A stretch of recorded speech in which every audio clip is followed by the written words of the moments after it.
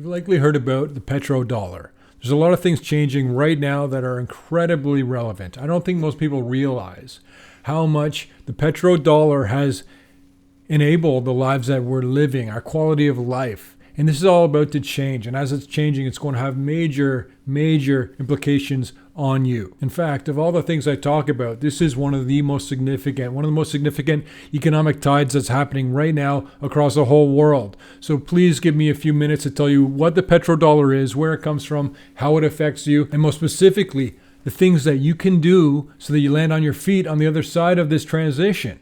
For many of you, this is your first time here. My name is Peter Leeds. I'm the small stock specialist. And you ask yourself, why small stocks? Because they produce the greatest returns.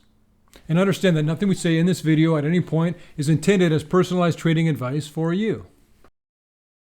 You might remember a video I made for you guys about the approaching global oil wars. And some of these are starting to play out in front of your very eyes. Most of it's always behind the scenes, but there's a lot going on right now. And I always told you in that video that it's not that they wait till the world runs out of oil before all the wars start.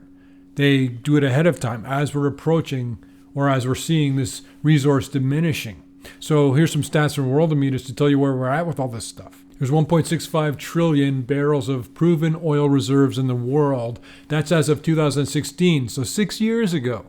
And every year we go through another 35 million barrels of oil. We just use it up. So how long is it going to last us? That means it's going to last us for about 47 years, give or take. And I know people drive electric cars, but your neighbor driving a Prius isn't going to save the environment. I always tell you about the Reserve Life Index in gold mining companies or any kind of mining company. You want to know how much resource they have left. And so if it's less than 10 years, then you want to treat that investment differently. But what about when the entire world is running out of oil and will be absolutely bone dry within about a generation? Do you think that this is going to have any kind of implication on you? Do you think this is going to result in any kinds of wars or shifting economic alliances? There's so much going on, and the petrodollar means that you're buying and selling oil in US dollars. I'm going to tell you why that is. And it all starts in 1944. It was in that year, 1944, when they had the Bretton Woods Conference from July 1st to July 22nd. What else was happening in 1944? Understand, we just had the Great Depression in the 30s, and we went into World War II. And World War II was still live and active. Germany had not been defeated yet. Japan had not been defeated yet. So this is the environment we were in. So 44 nations came together to decide how to rebuild a world that had been absolutely decimated by so many negative events. And one of the things they did was that they agreed, and pay attention to that word, agreed. It was a decision. It's not that there's a bunch of scientists deciding or economists deciding what's the best decision to make. It was just an agreement, a decision at a time that they had to make. And they did a good job of making it because it helped stabilize the entire world economy so that it helped stabilize the world and helped avoid further wars, helped fight poverty. So it was at this Bretton Woods Conference that all the parties involved agreed that the United States American dollar would be the new global currency. And it was also agreed upon and clarified that only America can print US dollars, which is the way it should be. And what else happened in the Bretton Woods Conference in 1944? There's also the creation of the World Bank, which has about 187 countries involved with that right now, and also the International Monetary Fund, which has about 190 countries as signatories on it. And if you ever hear about special drawing rights or SDRs, that's where they come from. That's who creates them, the International Monetary Fund. And a lot of currencies pegged their currency to the United States dollar because it was backed by gold. And the way you peg a currency is if you want to peg it to the US dollar, the US dollar gets weaker, you want to print more of your own currency to keep it in line with about an equal exchange rate. And if the US dollar gets stronger, you want to pull some of your dollars out of the market or stop printing so aggressively, and that helps you stay closer in line with the other currency that you pegged yourself to. The reason you do that is that it keeps the stability of your currency. If your currency, you say, is going to be pegged to the US dollar, that means that people are going to be buying and selling things in your currency will know that it will probably be about the same equivalent in relation to the American dollar. So 44 countries came together to help decide how to rebuild the world after the world was completely destroyed. So it wasn't a great time, greatest generation of Americans, but it wasn't a great time for anyone anywhere in the world at that point. So the Bretton Woods Conference and the agreements there helped us get out of this bad place that we were in. But then what happened? I'll fast forward a few years to 1971. So 25 years later, we were looking at a massive bout of very strong stagflation, stagnant growth with inflation. That was also the year that Nixon temporarily, pay attention to that word, he temporarily suspended the convertibility of the US dollar into gold. In the past 7 years, there's been an average of one international monetary crisis every year. I have directed Secretary Connolly to suspend temporarily the convertibility of the dollar into gold. Let me lay to rest the bugaboo of what is called devaluation. If you want to buy a foreign car or take a trip abroad, market conditions may cause your dollar to buy slightly less. But if you are among the overwhelming majority of Americans who buy American-made products in America, your dollar will be worth just as much tomorrow as it is today. As a temporary measure, I am today imposing an additional tax of 10% on goods imported into the United States. It's just like saying a war is going to be short. They do that to get you to be on board with it, or they say it's going to be a temporary thing. You're less likely to fight against it. That's how they get things past you. And don't forget, coming up, I'm going to tell you exactly what to do as the petrodollar continues to lose status. But fast forward another 8 years. This is when the United States and Saudi Arabia formed the Joint Commission on Economic Cooperation. At that point, besides a few other things such as military agreements, the United States and Saudi Arabia agreed to price oil sales in US dollars. That was the start of the petrodollar. And as often the case with a lot of these oil-rich nations, they will follow Saudi Arabia's lead, and it was the beginning of what became OPEC. And since everyone's buying and selling oil in US dollars, it was being used more. It became more liquid. It became more powerful, more valuable. And so that was the first beginning of lifting it into the status of the world's reserve currency. And reserve currency and petrodollar are different things, but they're kind of like cousins. They're sort of related, but they're not the same thing. But one kind of leans into the other. And as the world's reserve currency, what does that mean for you? That you might not have even realized. You might just think that everything is so wealthy and wonderful in America, but the reason that we're enjoying these persistent trade deficits and being able to get away with it is that all these other countries are needing US dollars. They're willing to buy our debt. If we can't pay for something, we have a deficit in the budget. We can either create more money, but sometimes we'll take money in from China, or take money from Japan, or take money from Saudi Arabia to help cover the costs of the deficit. And America has a lot of debt, but most of that debt is actually owed to Americans. That's why people don't understand how bad some of these defaults are going to be. The default is more than some company going bankrupt. The default means that you don't get your pension. But the point is, the American dollar became the world reserve currency, which basically allowed us to live beyond our means for all of these years. And this is starting to shift. Not the reserve currency status, that'll be around for a while, but the petrodollar is already starting to deteriorate, especially when we have countries that don't like our policies or they don't like who we are as a nation. They're choosing to not use the petrodollar. This has already begun. It's active and live right now. And I'll tell you which countries are doing what, just coming up in a second. But oil is the second most common liquid on the entire planet. It is also the most used commodity. So pricing oil in US dollars by default makes the US dollar the most dominant currency in the world. Besides the strong economy that backs it up and the strong military that backs it up, by pricing oil in US dollars, that adds so much power and use to the currency.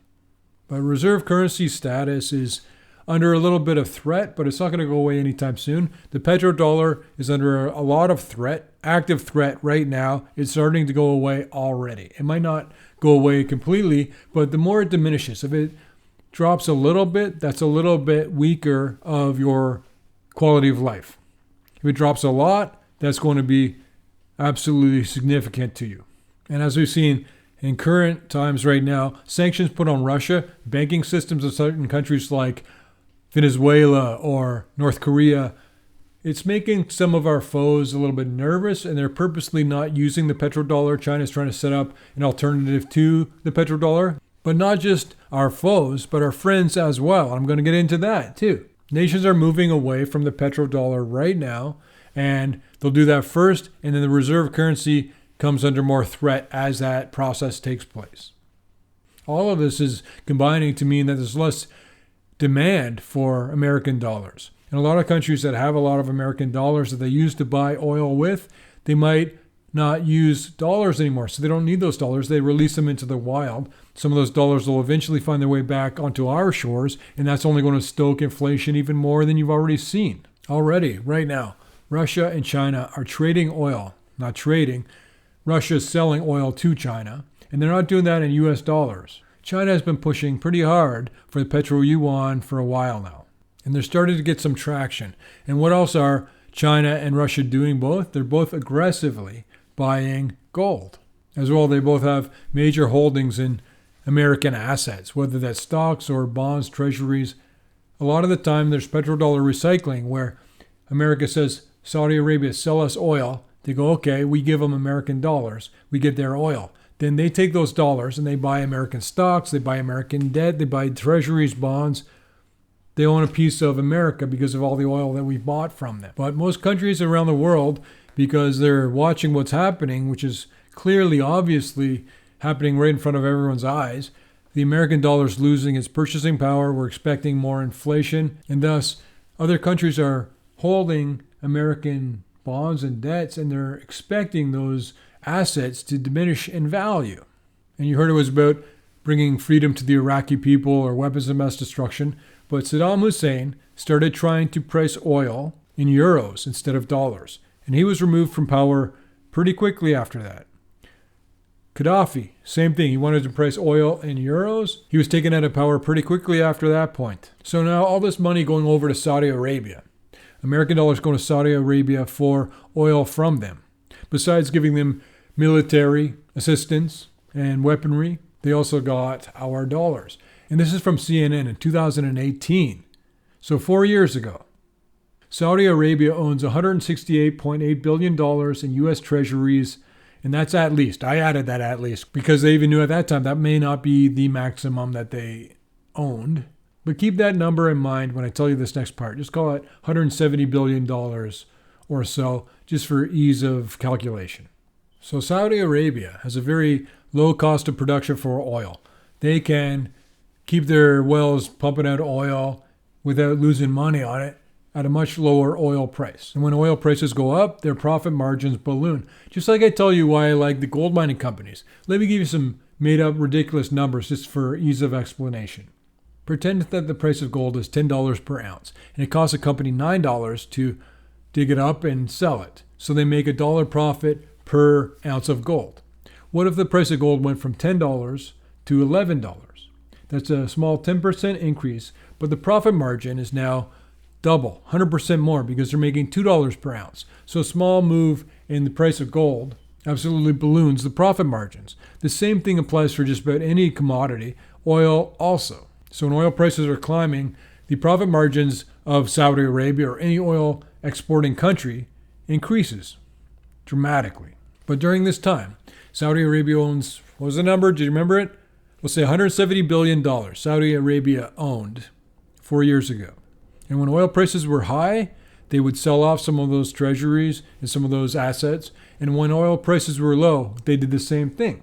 So either way, regardless of oil price, in the last 4 years, they've been selling off American assets, treasuries, stocks, and bonds, and a lot of these American assets that they may have acquired. 4 years now, how much do they own of American assets now? It's down to $120 billion. That means that they're getting rid of over $10 billion a year in American assets, regardless of oil prices. Other countries are doing this as well. Even China has been looking at doing this. They're trying to diminish how much they own of American debt because they know that the American dollar is declining in value. The assets are declining in value.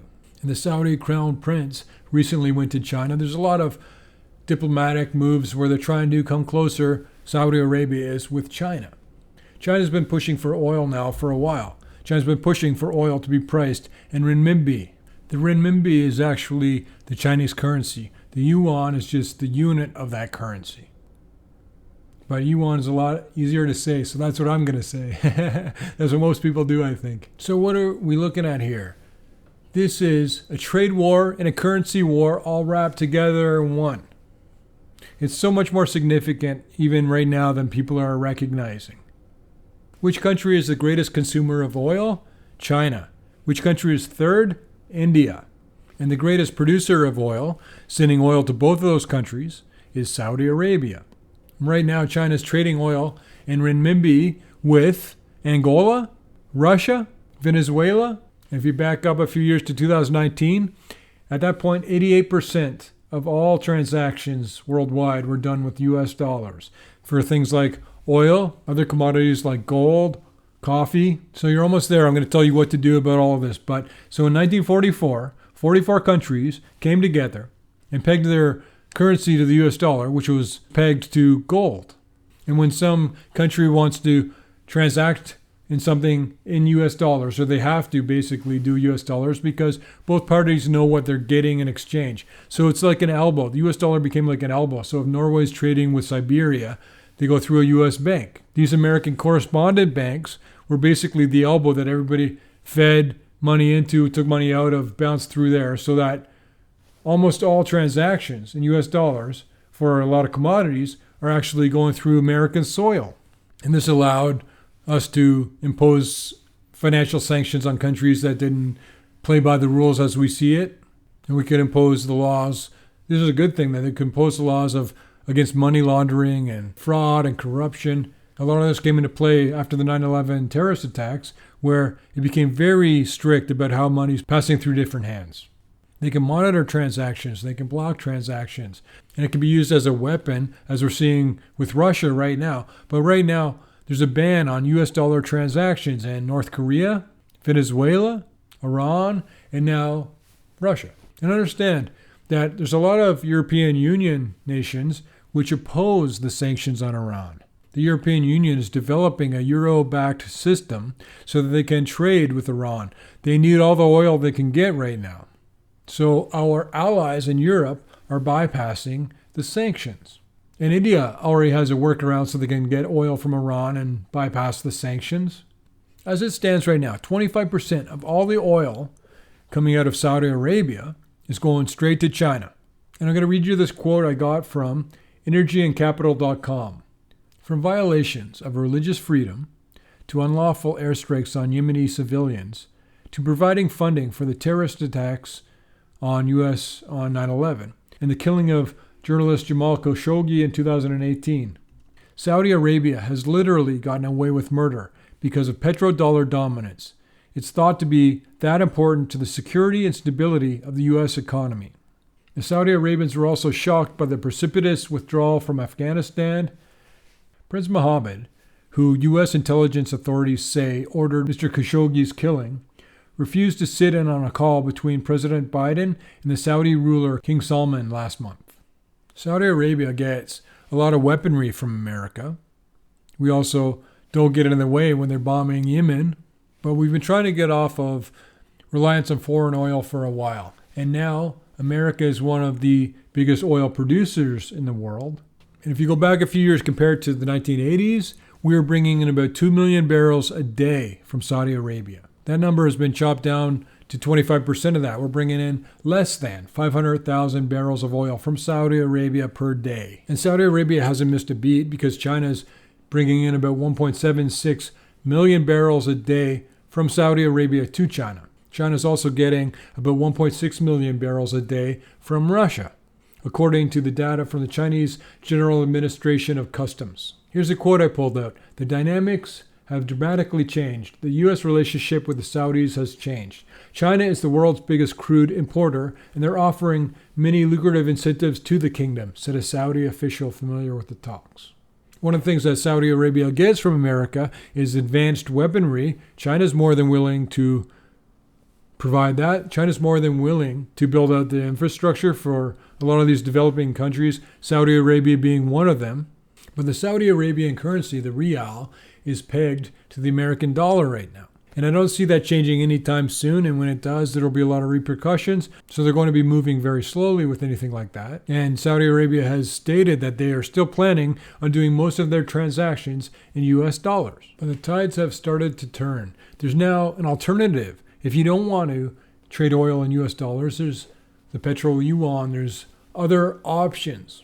And starting from everybody trading in US dollars to now having an option to do otherwise, countries are starting to trade oil in currencies other than the US dollar, and that means there's less reliance or demand for US dollars, and other producers are seeing that they could buy or sell oil and yuan, just as China is doing right now. You're seeing that China's oil imports are coming from Russia, Saudi Arabia, Angola, and Iraq. The oil market, and by extension the entire global commodities market, is the insurance policy of the status of the dollar as reserve currency, said economist Gal Luft, co-director of the Washington-based Institute for the Analysis of Global Security.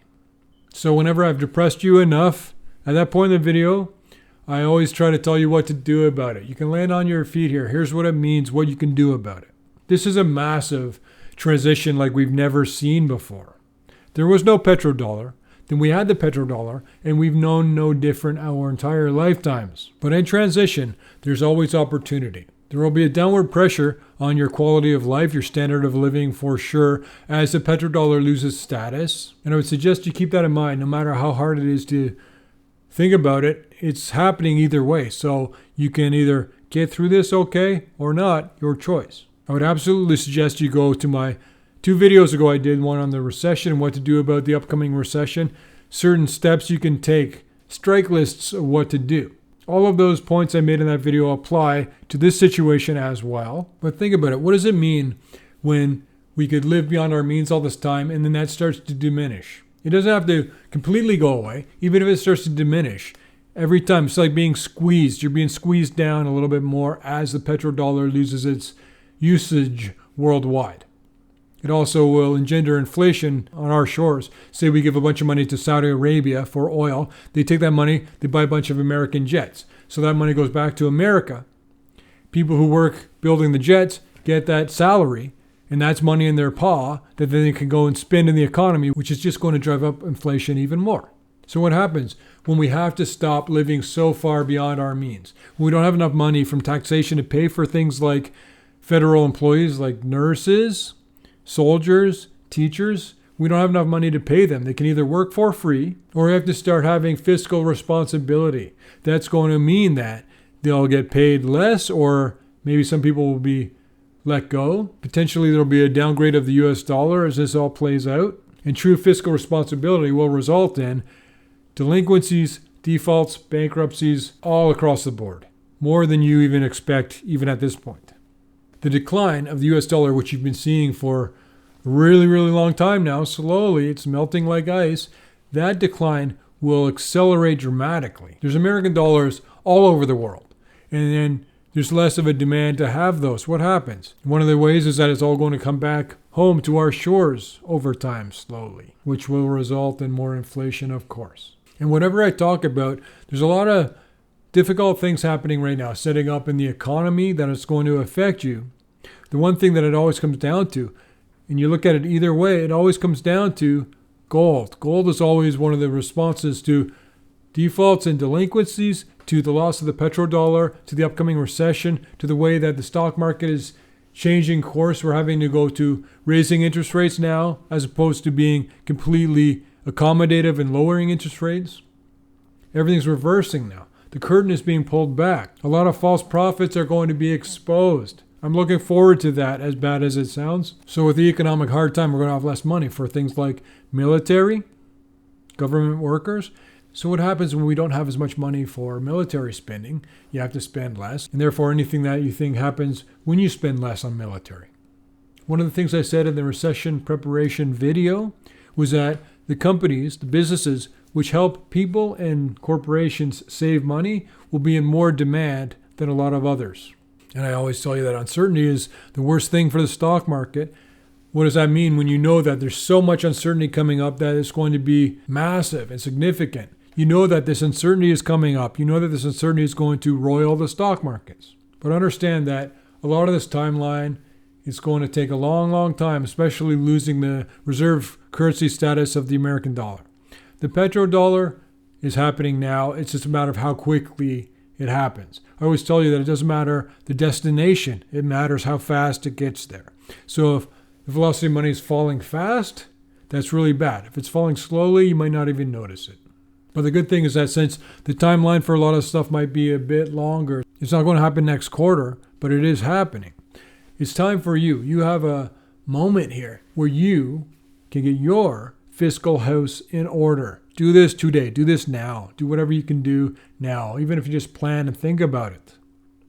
Now's the time.